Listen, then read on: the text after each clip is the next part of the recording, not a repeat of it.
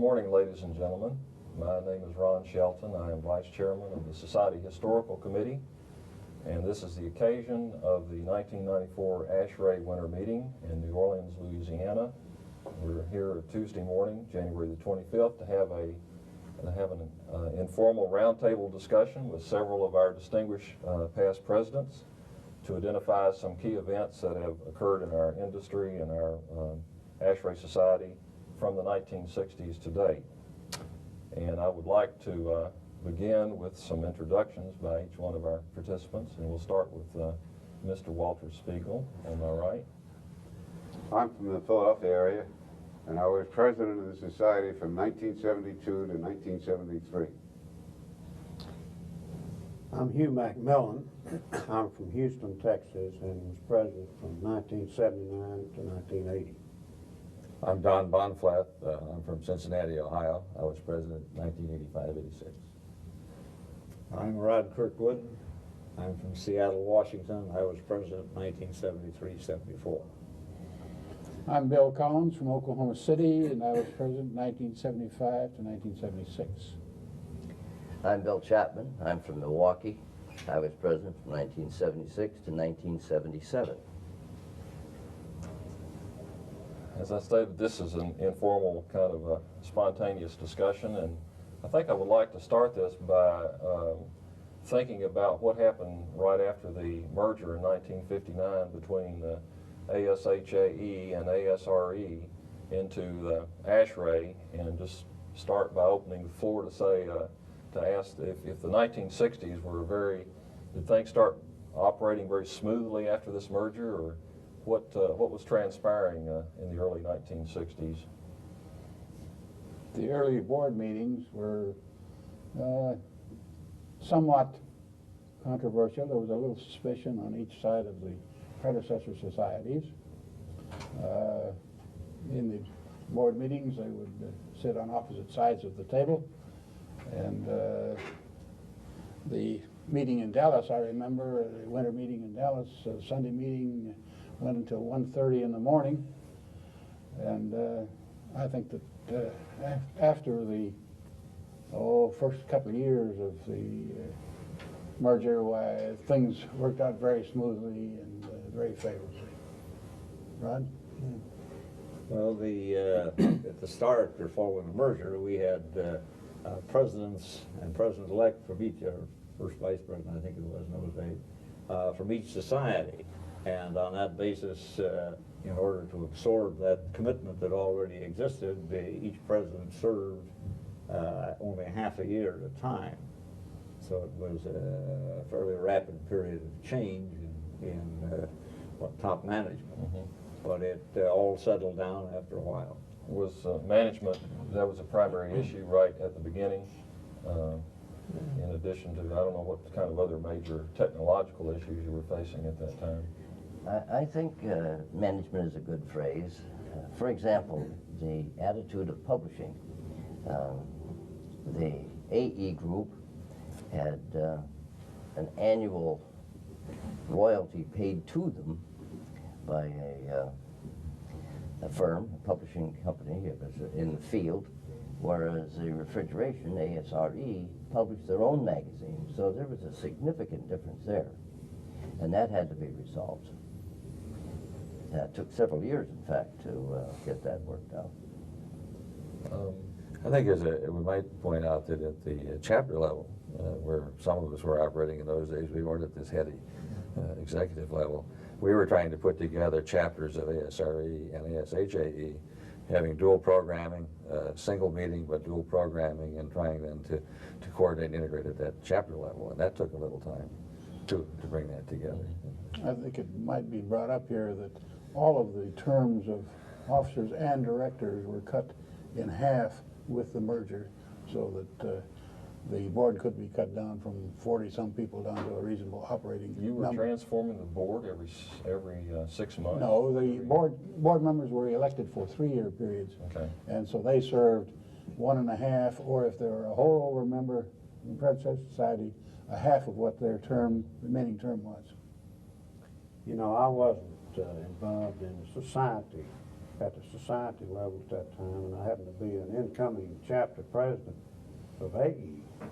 So we had similar problems to overcome. Just there was a certain amount of suspicion between the RE people and the AE people, but after the 2-year transition, we had about a 2-year transition, everything was settled down and worked out real smooth. We each found that the other was, most of the people there were people of goodwill, and it just worked out fine. What was happening to all the publications of the two groups and sort of the guides that were being published at the time? The ASRE had a data book that they published, and ASHRAE had the guide, and so there was a combining of those. Called the guide and data book. Yeah. For a short period of time. Yeah. For a short period of time. Right. Until the fundamental, the Right. handbook of fundamentals came out. Yes. And that's where the word handbook came first into as a use. 2-book series, and then it gradually expanded into a 4-book series. Right. So the fundamentals would have come out of, what, about 1967? I think I remember seeing a date in the late 60s. That's when you went from a 1-book to a 2-book type of thing. You had the fundamentals and the handbook. Right. And ultimately, it's grown into 4 volumes. That's right. And we renamed it from guide to handbook at that time as well. As far as the monthly publication, the arrangement with the private group was suspended in, I think, 1959, and the journal, ASHRAE Journal, as it's now called and known, came into being. It previously In had been the 1959. had been the ASRE Journal. The name journal. The journal. And they had the staff. They had an Yes. editor as a staff person. And So at that time, we went into the That- publishing business as a What was society. going on in terms of research at that time? ASHRAE was pretty heavily into its own private research, which was established, was a history dating back to about 1919 or so. yes, it was, the research lab was in Pittsburgh, and the Bureau of Mines building it was changed to Cleveland. I don't know the exact date, it was just after the war, before the merger anyhow. The research was done by staff people, and the cost of the research and the scope and the environmental lab, however, was built in Cleveland, and then later sold, transferred to Kansas State University. I don't think, though, that transition was merger related. That came about shortly after the merger, but I don't think it was necessarily an effect of the merger. Or the problem, the Cleveland laboratory was in an area that was deteriorating at that time, and it was not safe for some of the employees to work overtime or anything of that nature, and so it was decided that a change had to be made, and as a result the laboratory was closed, and the program to use educational facilities and other laboratory sources for the research. But we had been doing cooperative research earlier with universities, but it was a mix of cooperative and laboratories. Again, if you think about a TC and what happened in those days, if you, as a chairman of a TC, proposed a research program, it was incumbent upon you to find funds to make those projects work, or at least some part of them. And so some of us who were TC chairmen went out and actually solicited funds for specific projects from people who were of interest in those days. Well, in that particular time, the Refrigerating Engineering Society was very strong in standards, and the ASH&VE was very strong in research. So then when the societies combined, and they picked up all of those items and reinforced both. And research then was, after what you said, there was a large promotion to have the membership be the main sustaining force for funding, and Mr. Collins was very instrumental in that. He's going to tell you about that. Well, prior to that time, when I came aboard on the board, which was 63, if I remember correctly, at that time, why the funds for research were, others know, raised by the TC chairman, were handled by Jim Cansdale out of the society headquarters, and he went out and talked to the major manufacturers, and he would raise as much as $50,000 a year, and that was it. If you recall, there was a certain Yeah. part of the dues that went to research Yeah, on it it, was if I unlimited. remember. That was the start of it, and then of course it went up. At one time, that ratio was 40%. Yes. It was $10 Yeah. and a $25 total. Yeah. That's remarkable. This change from our own lab was not uncontroversial. You know, we had a lot of controversy about that. And in fact, Bill, you may recall that you came down to Houston and Yes. had to sell Reg Taylor, one of our past society VE president. I didn't have to sell Reg. That was the hardest chapter meeting I ever had to go and speak to, because Houston had sent Reg Taylor up to the meeting to report back to the chapter, and he was in favor of the retention of the laboratory, and that happened to be my meeting at that particular chapter, and I had to report the action of the board and take the side of the board which was against it. And for me to go against Reg Taylor's recommendation was the hardest thing I ever did as a regional I director. remember that well. Well, the effort of that, obviously, over the years has shown that it was the correct move. Right. No question about that and the growth of it. But I think our fundraising efforts really began back at the time of collecting enough funds to pay off the commitment for our part of the United Engineering Center in New York. This had been hanging over us for a number of years, and almost nothing had been raised. And finally, I think it was Bill Collins and Link Bullion sort of set up a contest between them to raise those funds. No, that's not exactly That's not true, exactly- Rod. Okay. Link and I had a competition on membership Oh, one year, okay. but Link was headed the fund drive for the United Engineering Center, Yeah. so that we could get into that, and he handled it very successfully. We got into the United Engineering Center in New York City in 1960. Oh, Well, let's see, It was after the merger. It After was, the merger. it was right after the merger, though, because So we're looking at 1959, 1960, which staff was located in United Engineering Worth Center. Street. yeah. Okay. And Merrill Blanken headed that, the society aspect of that, and it was in '61 that happened, and Link was in the man to go ahead and get the job done, and it took about 3 or 4 years to do it, or 64, 65, before our commitment was finally paid. But the big thing that came out of that, I think more even than paying off the debt, was the fact that the society membership found out that they could raise money. That's right. And that's what preceded the effort for the society membership to get out and dig for research funds. And not directly, but it really was a major factor in it, because they had learned that it was possible to raise money. And most engineers didn't know that up at that time. It wasn't an engineering. Most engineers don't know how to go out and raise Yeah, money. that's right. It's not their job. Well, How did the annual and the semi-annual meetings turn out? Did they integrate pretty well with the ASRE and the ASHAE well, actually, groups? the AE's annual meeting used to be the winter meeting, and that's when the transfer of officers took place. Mhm. And RE was the summer meeting as we now have it, and it was eventually changed to that, with the merger, it changed to the Summer meeting, that's where the officer change occurs. And where AE had a council, the RE had the board of directors, and we became a board of directors. And we met twice, too, separately, I should say. The first was in January '59 in Philadelphia, Where we voted the merger. when we voted the merger. Then our next meeting that continued was at Lake Placid, Yes. and RE members met somewhere else, but I think both met in June. Right. And then we came together maybe, did you guess 61? Yeah, And we 61 in Dallas. Six- No, then- not 60. Wasn't 61, it was 60 in Dallas. 60, January. Yeah. And from there on, we just Wasn't- went. But 2 meetings were held at separate times for What these. about the exposition? Did that, was that always a part of the winter meetings? Yes, except that The AE group met biannually.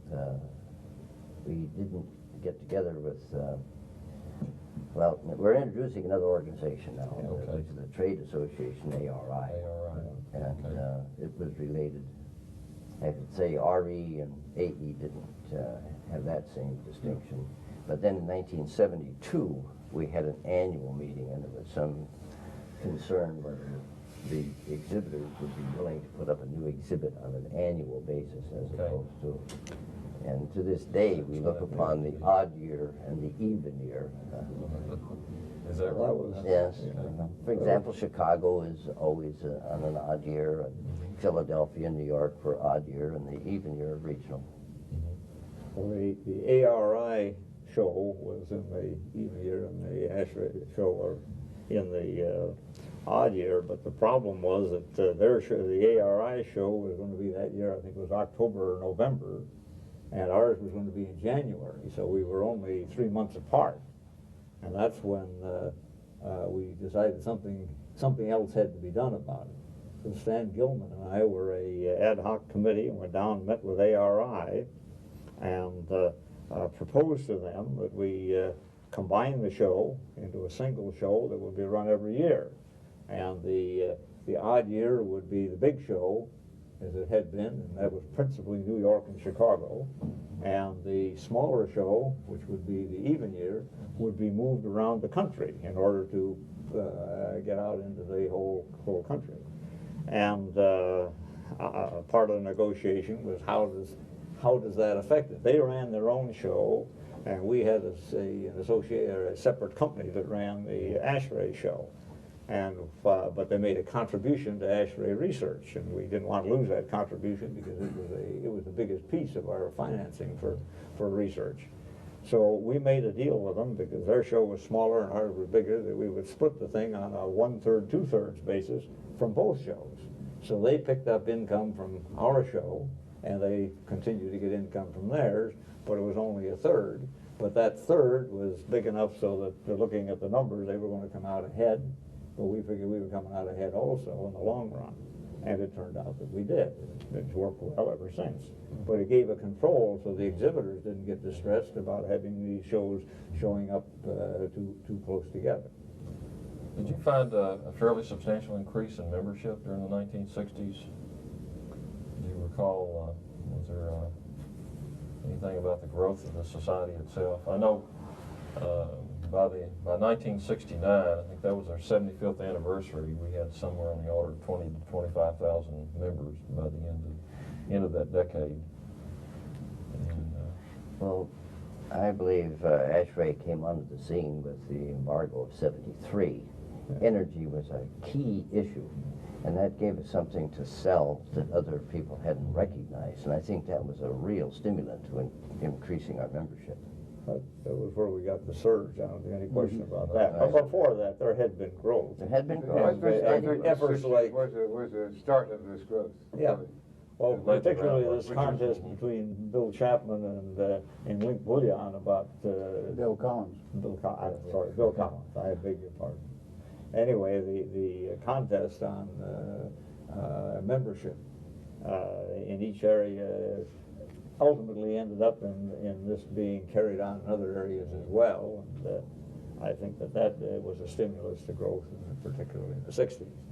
But in the 60s, we also had a lot of other things happening, and that was where Region Central sort of realized that they had a mission to accomplish, and we went about it with a lot of energy and a lot of work to make sure that the chapters had an input to the regions, and that the regions had an input to the society, and I think that this helped to preserve the aspect of a grassroots-run society. And this is when we changed how the members from each region were selected for the nominating committee, and provided an alternate for those as well, for those delegates. And the alternate went to the nominating committee meeting when he was only an alternate, so he would learn what the ropes were and could be effective when he got there. We did a number of other things. We created support for the regional chairman, first in a regional membership committeeman. Later, that was expanded with, what do we do next? Well, I guess it was research promotion committeeman for each region, and it was his job to get around to the individual chapters and see that they were working at this. And then in 73, 74, when we got into the energy thing, one of the things that came out of that was creating a regional energy committeeman. And again, these regional energy committeemen sat on the society committee. But they in turn had a responsibility within their region to get to the individual chapters and see that this effort was promoted. And part of our problem in the 73, 74 energy crunch was the fact that nobody knew about us. We had talked to ourselves always internally. We needed to have the world understand, or at least the country understand, that there were people that understood how to use energy effectively.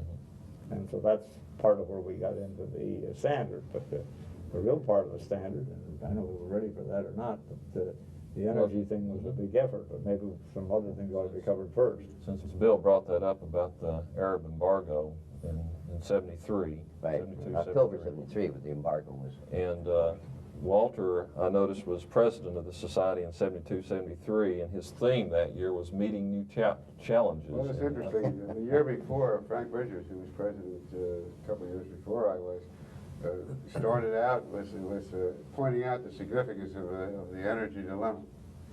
And there are a number of other things that happened, and by this time it was starting to be the government should do everything. And the theme of my year was more or less that we had to put everything into balance, the jobs and welfare and energy and so forth. And that just before I became president, the Club of Rome report was issued, and that of course sensitized everybody to the fact that the Earth may not be able to support the number of people that we were giving birth to at that point. So the energy thing was sort of predicted by ASHRAE in a number of instances.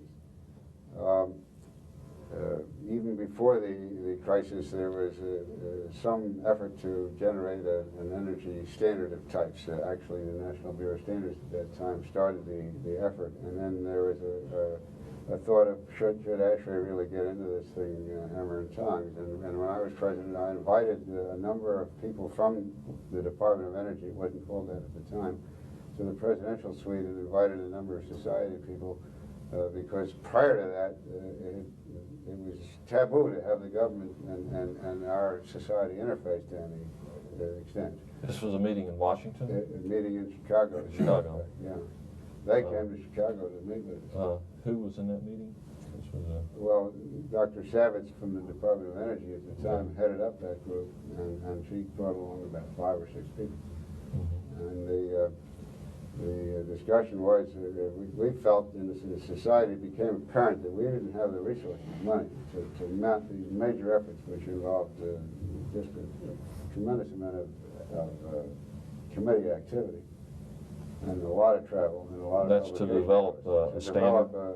The standard of the type that everybody was envisioning at that time from this groundwork that NBS had been doing.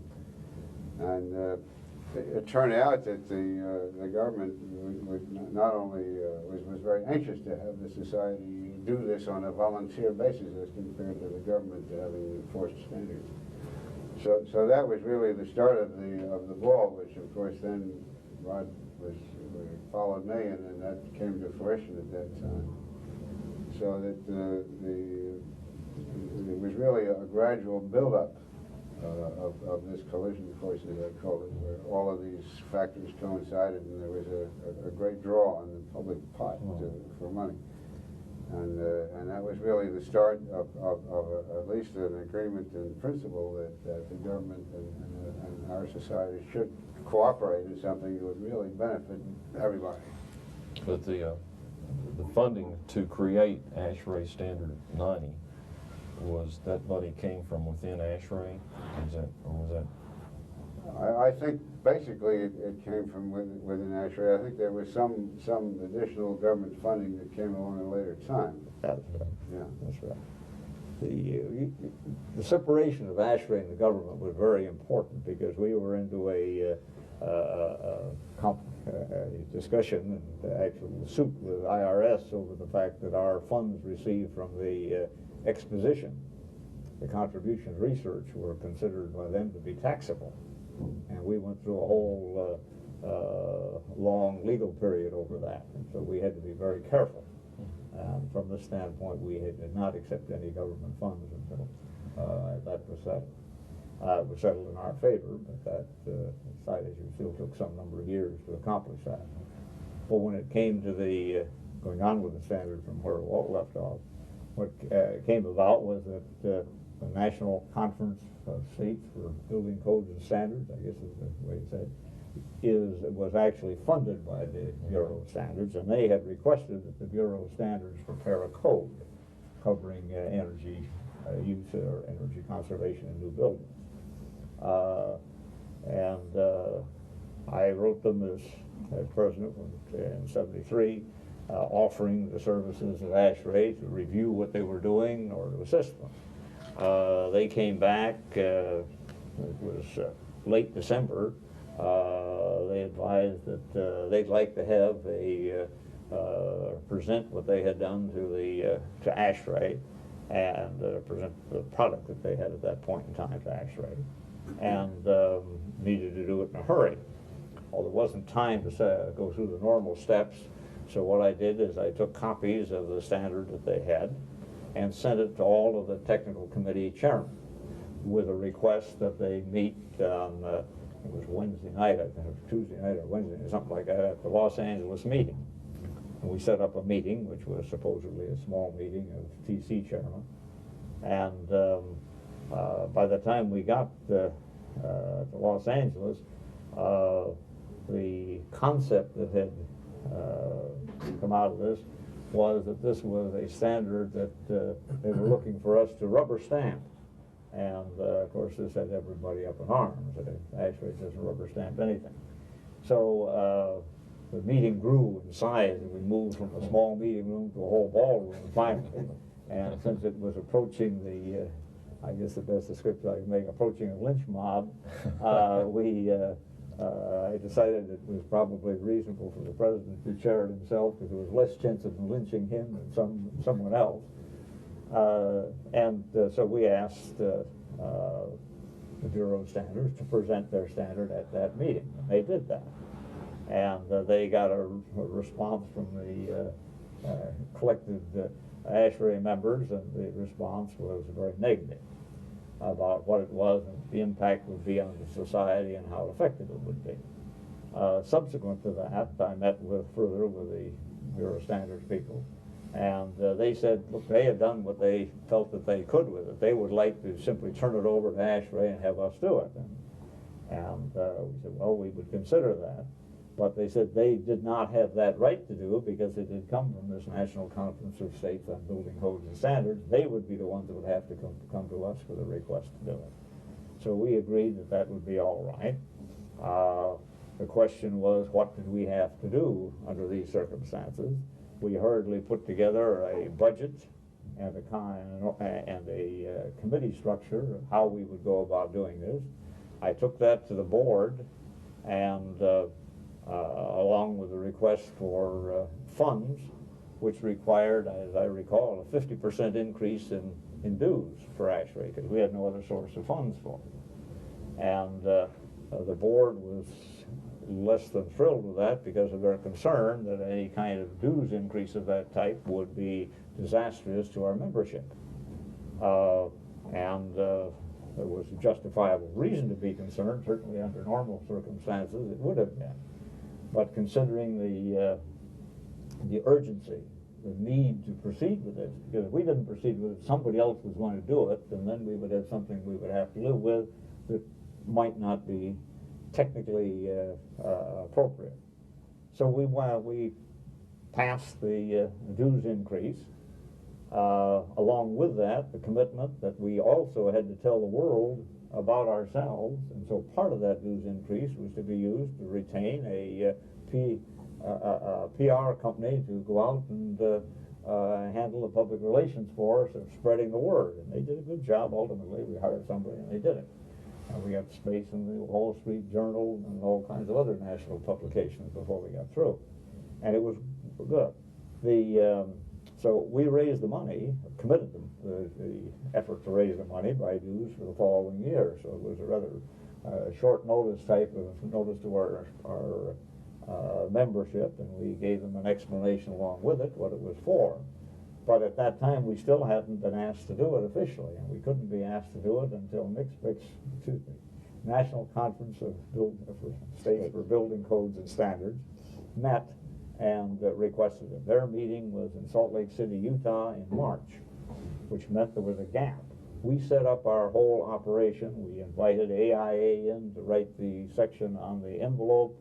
We invited EIS to join us, and IES, excuse me, the Illuminating Engineering Society, to join us and handle the lighting portion of it, and ASHRAE set up the committees to handle the rest of the effort. So we had a plan in place, an organization set up, and a basis of funds by the time I went down to the Salt Lake City meeting of NCS, BCS, and That was 1974.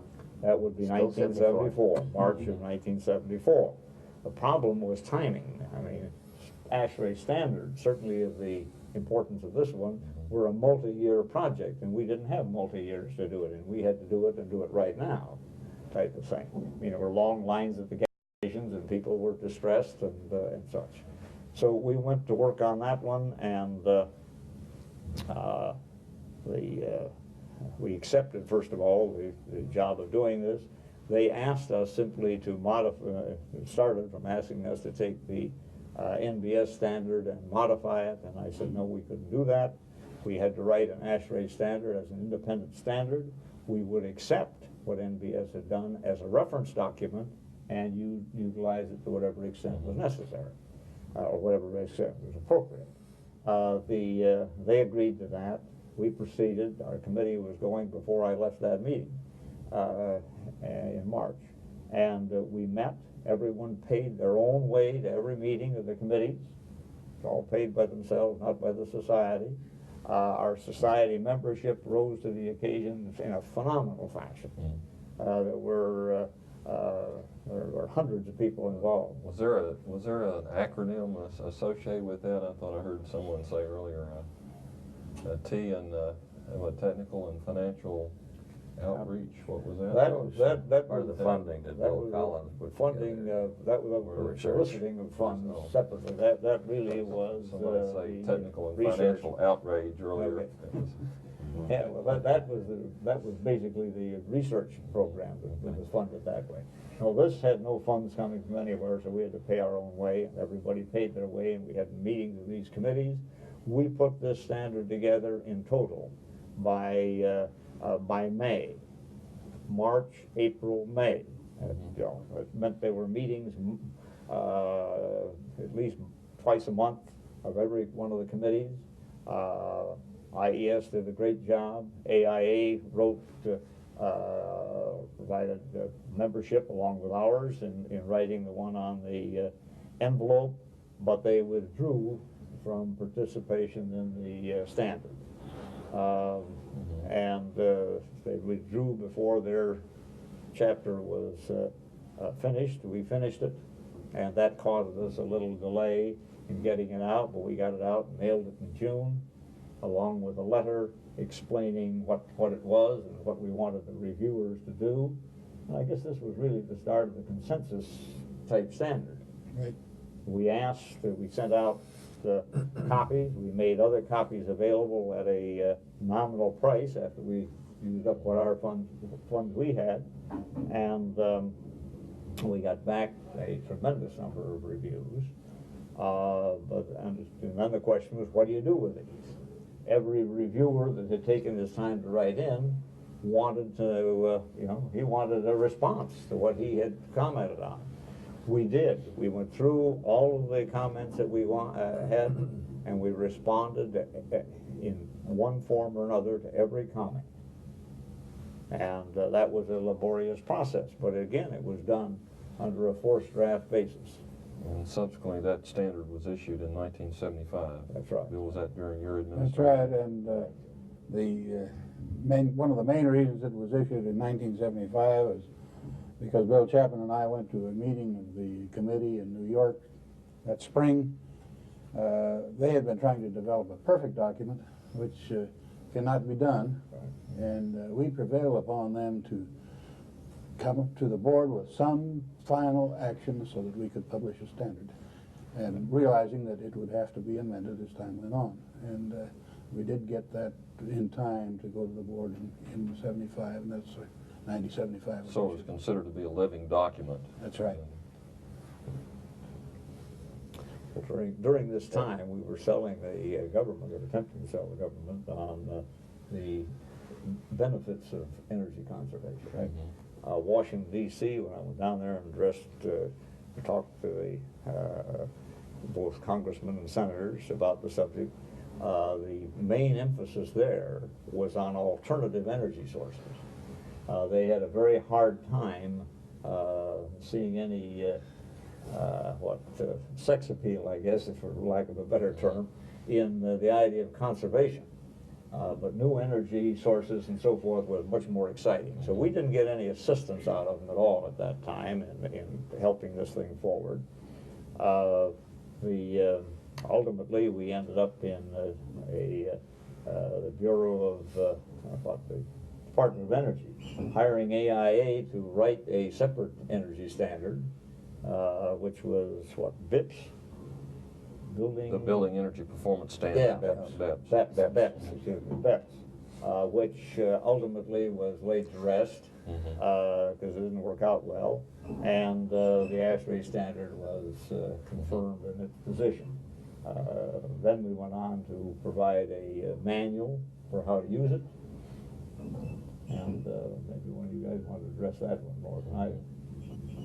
Well, the government had been concerned about energy, and there were predictions that we were using up our fossil fuel sources at a very accelerated rate, and if we continue to expand the energy uses as we were, there was really a finite and relatively short finite period that we would be in a desperate position, especially with oil. That wasn't necessarily accepted by everybody, but nonetheless, it really was the basis. So it led to some of the concerns you had. Congress wasn't quite keeping up with the changes, and they hung in with that theory. Also, when we took the standard, we felt that we knew a great deal about how you could use the energy at the building wall and inside. But if indeed we are to save energy, we ought to look at the source of the energy and see if one source would be somewhat more effective in terms of the national interest than the other.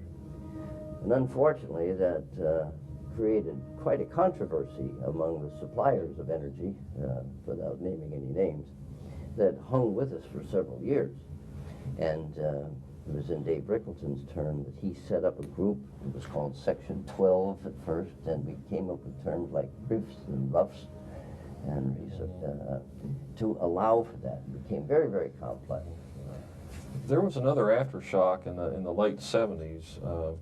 I know the initial shock of the Arab Embargo, we got past that and things improved. But somewhere around 77 or 78, when Jimmy Carter was in office, there was something called the emergency building temperature restrictions that came out in 68. That was actually before. You can talk to that. Yeah. Well, they were in trouble, apparently, with these regulations, having a pretty hard time implementing them, and they didn't have basically the regulation involved setting of the thermostats at certain values. 68 in the wintertime, and 78, I believe, in summertime. And it really wasn't getting the job done, and in different parts of the country, there's more to air conditioning than just temperature, particularly a place like New Orleans, for example, with high relative humidities.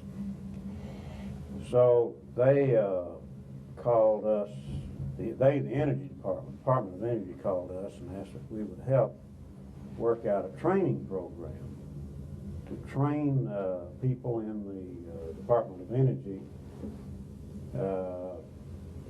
how they could implement these regulations and restrictions. So we agreed to do this, and it really wasn't an easy thing to do. So I called on this gentleman to my left here, Don Bahnfleth, to take that project on, and we conducted, actually Don and his people conducted training sessions all over the country, regionally, to train people in the Department of Energy as well as others, and possibly Don can elaborate on that a little bit. Yeah, that program, you have to remember, was instituted by Carter because our oil imports had reached somewhere near 50%, and there was great concern about security and a good many other things. So it was driven by the fact that we were importing as much oil as we were producing in this country. The training that Hugh talks about, we did in 2 weeks. We put together a training program, and then we, as a committee, there were 5 of us that did some regional meeting work, and then it went back to the chapters, and that's this grassroots thing that Rod was talking about earlier. We had the chapter organization, and we took that down into the chapters, and they trained local people, not only members of the society, but anyone who chose to come. And best count we ever had was that we trained about 60,000 engineering types in about 2 months, a little over 2 months, on how to use the standard. And the reason for that is if you heard the temperatures, it was 68 in the winter and 78 in the summer. And most government buildings in those days had reheat systems, and when they put them at 68, they were cooling, and when they put them at 78, they were heating. So they were actually consuming more energy when we started than they had before. Significantly, though, to me, that was a turning point in energy conservation. And things happened like in San Diego, somebody turned off all the reheat coils in a building and discovered the building temperature never changed more than 5 degrees all year. They didn't need the reheat, and so we began to look more closely at how buildings were being operated and designed, and then we could fall back onto 90.1 and standard 90, and kind of lead the industry in that, and really how to develop and design systems to be, as Rod said, energy effective, not necessarily minimum energy, but accomplishing the basic task, which first of all is to ensure good indoor air quality, good temperature control, good environments for people, and then bringing the energy down to the minimum that's required to produce that. And that I think got lost in some cases, but never in this society was that lost. We really focused on the people. Did a lot of this work eventually end up in having a government office, an ASHRAE office in Washington? Well, it started out in 1973 when the Government Affairs Committee was initiated. I was the first chairman of that. And that was, since we are an organization, a nonprofit, any effort at lobbying is limited by government regulations, but we felt that there was a legitimate area of communications that this society should engage in. So that first committee sort of started studying that and broke ground and sensitized the rest of the society with articles and so forth. And after some time passed, it then became apparent that we would be best served by a continued presence in Washington. I think you may want to speak to that. In my travels over the country to CRCs, well, I had, when I was, as I became on the board and also as an officer, I had a lot of people come to me asking, well, when are we going to get somebody up here in Washington to straighten these guys out? They don't know what they're doing and all of that sort of thing. And it just seemed to me at the time I was going to go in and be the president, it would be a good thing to have a presence. And had we had a presence, we felt like they wouldn't have made this, gone into the EBTR situation. So that's in retrospect, of course. But of course, we were limited. We cannot lobby. Actually, there is a certain amount of lobbying that we can do, but you're better off just not doing it. So, but we can supply technical information. And so the board passed a rule to create that office. And put a staff up there, and they're here. And you hired Dr. Jim Cox, Jim Cox, right. and he's been there From since the word go. And, presumably that they're doing a good job in keeping Congress and others out of trouble on ASHRAE matters. For those of us who followed the institution of that in the officer ranks, we met frequently with people in Washington before the fact. The reason EBTR failed is it was written by someone who didn't understand what our systems do, and we were called in after the fact. In this day and age, we're being called in before us, as you said. And we could see that, we could arrange to meet, Jim could arrange to meet virtually anyone that you wanted to meet, from the top people in EPA, the top people in energy. And we have a very strong and good working relationship in Washington now as a result of. It's been a very effective liaison. Yes, it has. As we moved towards the end of the 70s and into the 80s, I know that we were still in New York City, but at some point there was obviously some changes in the society, because we've I think moved into Atlanta. When would that occur? That was actually, the move took place, I believe, in 81, early 81. The reason for the move, I can tell you exactly, is because we were out of space in the United Engineering Center. We just were growing too fast and too big. And they were elevating the rental costs as well. That helped. Yeah. We had to move somewhere. We couldn't stay in the United Engineering Center because it just simply wasn't enough room. And so the question then came up with some of us, and me included, I have to admit, is there any reason why we should stay in New York City? And of course we decided at the board meeting, well, no, we want to move. So we set up a move committee and looked at all different places all over the country, and we were wooed by a number of them.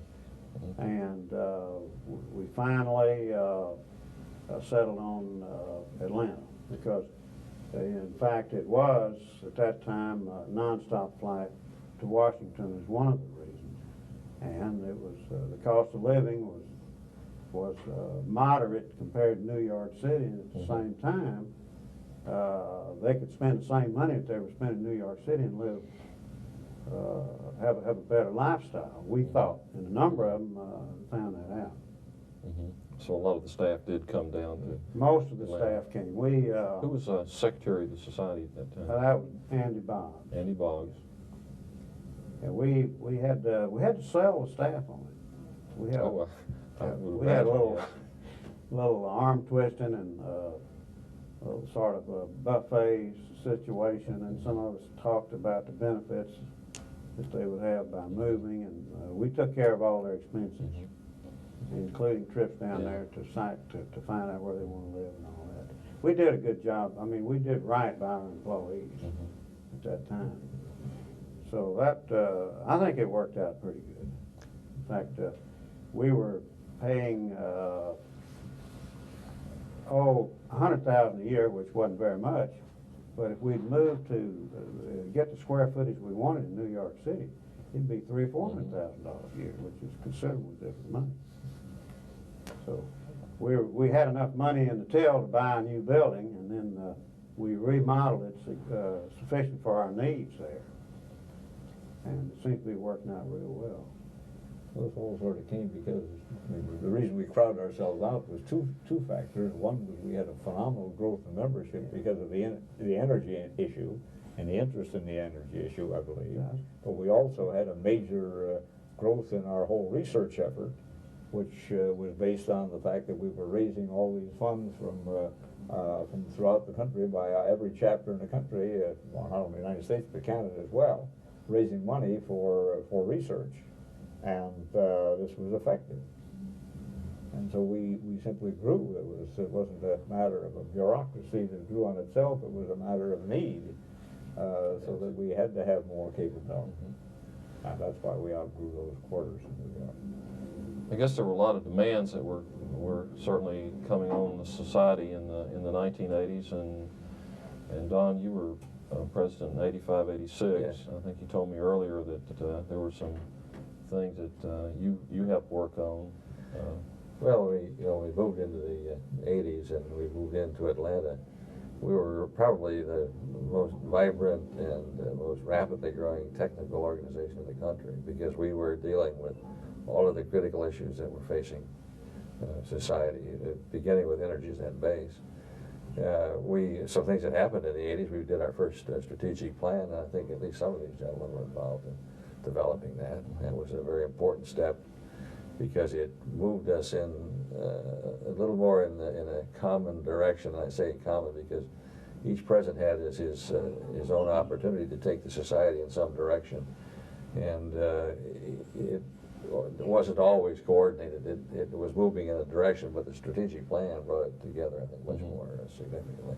It also put us into a situation where, having come off of a very large deficit in the late, about 1981 or 2, we did a significant amount of work to reduce our expenses and to increase our outreach to people, put our publishing venture on a much more profitable, I shouldn't say profitable, we make a surplus, I guess is the word. Right. But we had the information, and we were not getting it into the hands of everyone who could use it. It went to the membership, but as a result of what Rod did and these gentlemen, as we grew out of being an introspective technical organization into an outreach into the community, particularly at the professional government level, a lot of changes took place in our culture, and one of them was that we were able to launch out and do things that when Rod had started in Standard 90 and had almost lost his head, by the mid-'80s you could begin to do things like that without even serious question. And, so in 84, 85, Bob McDonald and I attended a hearing on indoor air quality, and we left saying it's a non-issue issue because at that particular point in time it seemed very soft, but by the end of his term, which has preceded mine and the beginning of mine, it became clear that indoor air quality was going to become a really significant issue. And that's when we put together the first IAQ conference, which was presented by the Society in early '86. It was also the first single-purpose conference that we had done that I'm aware of, as opposed to the large omnibus meetings that we have as we have here. So you're saying that grew so much that you just couldn't have one or two symposium at a regular meeting, but it became a whole conference unto What itself. we were trying to do and what we did was to establish ASHRAE's leadership in indoor air quality, but also to do it because the people who attended were mixed disciplines. They were not only engineers, but they were health scientists and MDs. And that grew out of a program of establishing our Environmental Health Committee in that same period of time.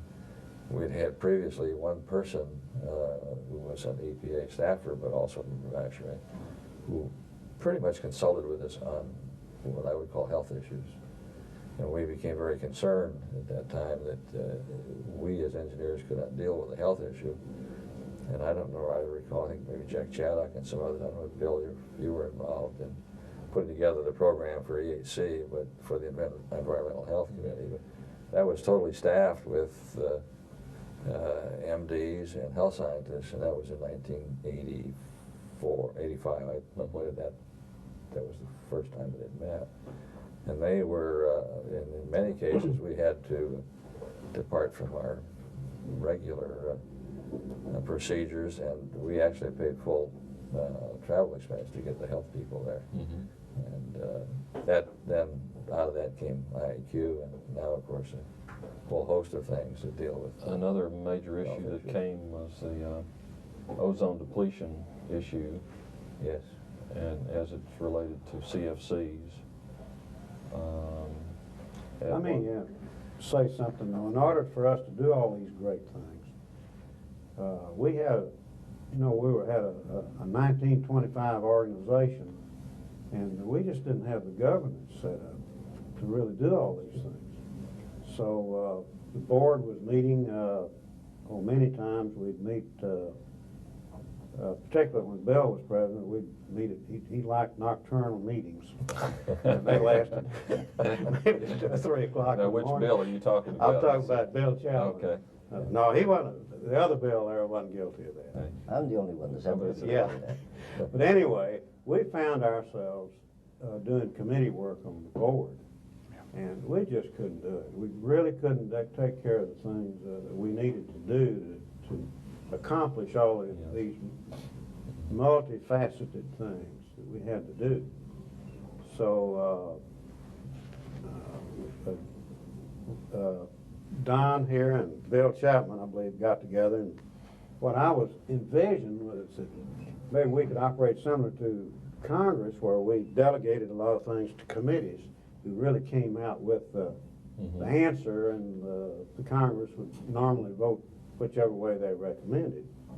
Well, they took it one step further, which I thought was a little bit much at the time, in setting up sub-organizations that the committees reported to.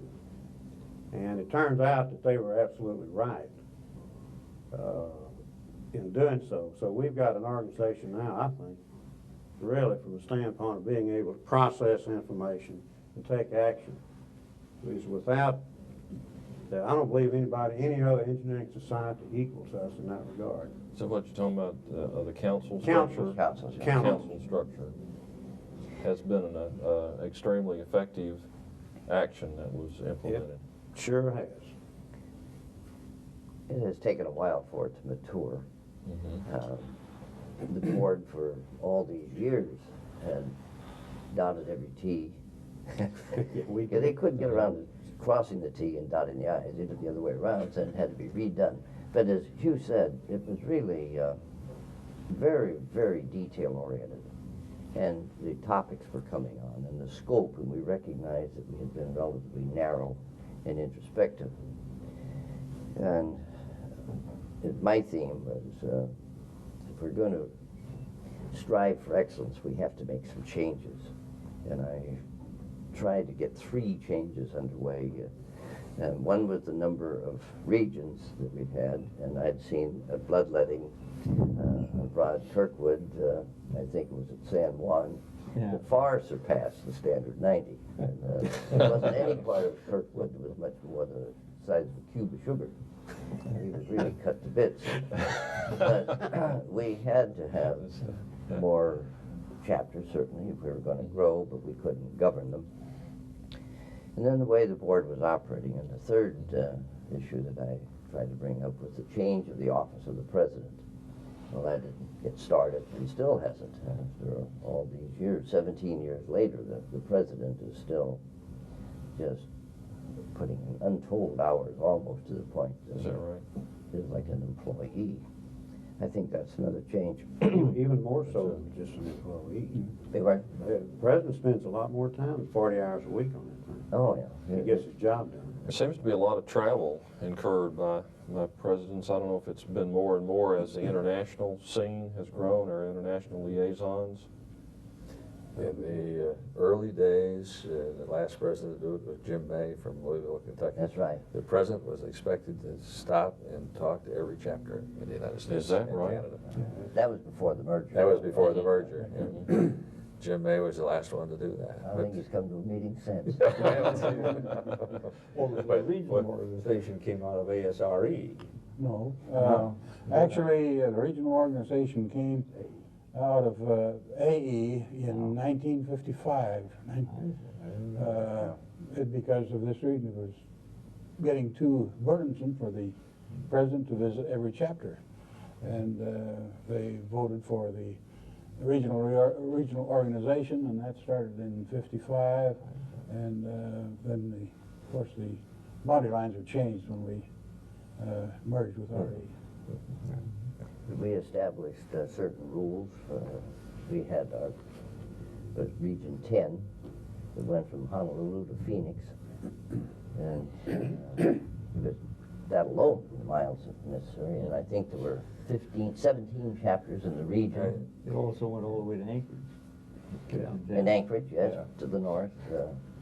So it was a little easier to sell the concept of expanding into 12 regions rather than the 10 regions that we had. But I think the only time Bill Collins and I ever really saw it differently, and I mean considerably differently, was when I had the temerity to suggest that Region 8 be changed. And who won? That was what happened to me when I proposed that we have all of the CRCs in the fall. Yes. I mean, one gentleman who really took me to task and killed it was Mr. Collins. You know what goes around comes around. You know how big Region 10 is today? Yes. Region 10 has over 20 chapters, and it extends from California to Sri Lanka, or somewhere in India. Yeah, well, that, of course, West. is a considerably different Yeah. change. We introduced the international aspect into one of the regions, Region 10. We tried also to change if we indeed we're an international organization, my point was, let's not have the Canadian border be the definition of a region. Let's turn it 90 degrees and have 3 regions in Canada. And that created a revolution, something comparable to Region 8, but a tad less. But at least it lets you bring Bill Hole into your side of the argument, and that was just too much weight to overcome. I've really been impressed by the international attendance at this particular conference and the growth of that over the years. And I think that's a very strong outreach and liaison for ASHRAE in its efforts to advance technology. And I'm very impressed that there are a lot of past presidents that are still here. They're still extremely active in the society. Even though you've gone through some heavy burdens as president, apparently the burnout wasn't reached. You're still here, and you're still having an effective influence on this society. And I think that's extraordinary. There's one reason for that, the people. There's something special about these free and ASHRAE. Absolutely. And there's an effectiveness in doing our mission that everybody respects all over the world. And I think that's got a lot to do with what you're saying.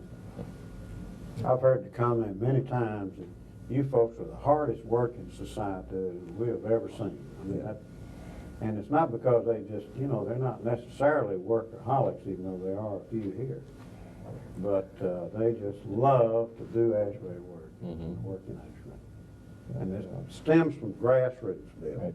Absolutely. When you start people raising money for the society and do our own research, then we develop a sort of pride in the society, and we want to be a part of it.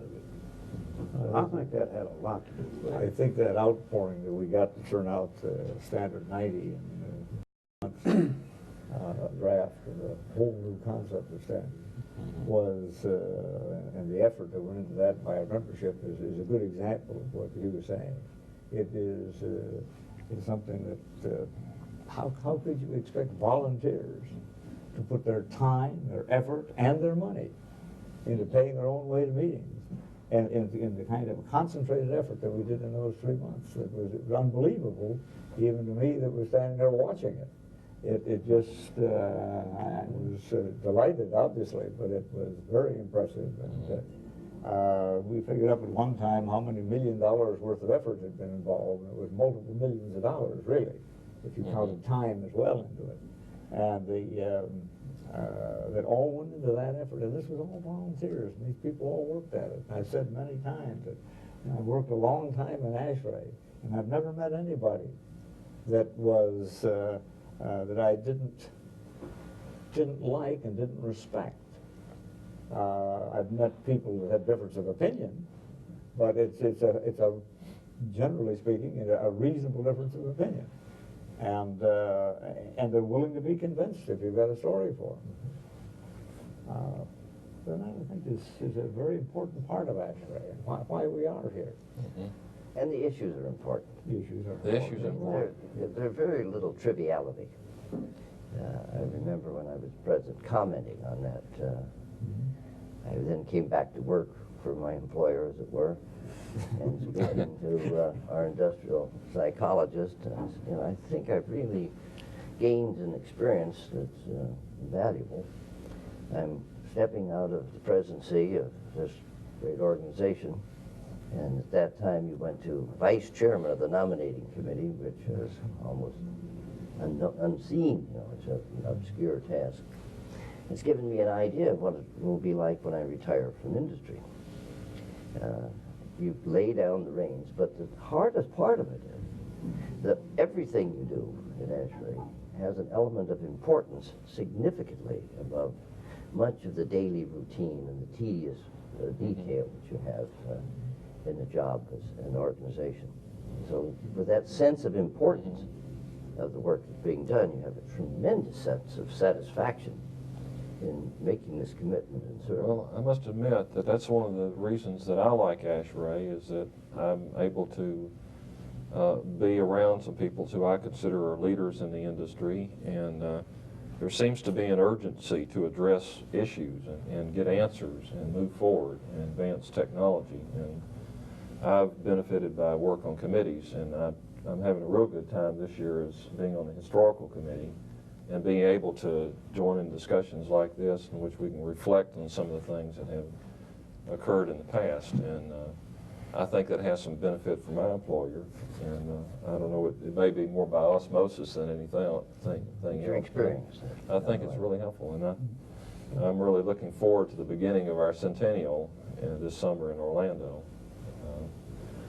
I guess we ought to wrap this up. I don't know if One you don't have thing any we ought not to comments. pass up on this, and I think it was right along with Bill saying, we have a staff Mhm. that is a very effective staff and a very supportive staff and willing workers on the staff as well. And that takes away a lot of the triviality that we might have otherwise to be contend with. So that is an important aspect. We've had good administration within that staff and effective. And Frank Cota is now our executive secretary. He's been there for what now? Frank 14 years. was the executive secretary of IES before he came to ASHRAE. Oh, was he? Yeah. And we worked with him there on Standard 90. Mhm. He did 2 or It's 3. during some of that work that we got him to consider coming in. Yeah, that's right. And he joined us before Andy Boggs retired, so I would guess it was 81, but at the move would be about the timing. It was about that time, maybe a little bit before. Well, he was in the New York office Yeah. for a short time. Yeah, exactly. We had, Training. I had a boardwalk, you know, at the IES meeting, he and I walked up the boardwalk at Atlantic City, discussing that. And he was to let us know later. And Bill Collins, you highly recommended him, and I felt like he would be an excellent successor to Andy. And it's worked out that way. He's proven that. Yeah. I'd worked on him a little bit before your Yeah. session. We Yeah, had oh, a you search did. committee. We did have a search committee that So, I'd, This was because you served in that. Jack Chaddick, I forget how many applications there were, but quite a Yeah, number. 40 in round numbers, would you That's say? right. Yeah. That was well, and Andy Boggs was an effective executive secretary as well. But he was at a time where he was ready for retirement, and so we had to find a successor for him. well, on that note, I think we need to wrap this up. This has been a reflection of individual experiences from a number of our past presidents. I want to thank Bill Chapman and Bill Collins and Rod Kirkwood and Don Bahnfleth and Hugh McMillan and Walter Spiegel for participating in this discussion. And we've had a little contribution from some of the Mississippi River boats outside with an occasional whistle that you may have noticed. And that ends our roundtable discussion. Thank you very much for joining us. Thank you. Thank you. Thank you. Enjoyable.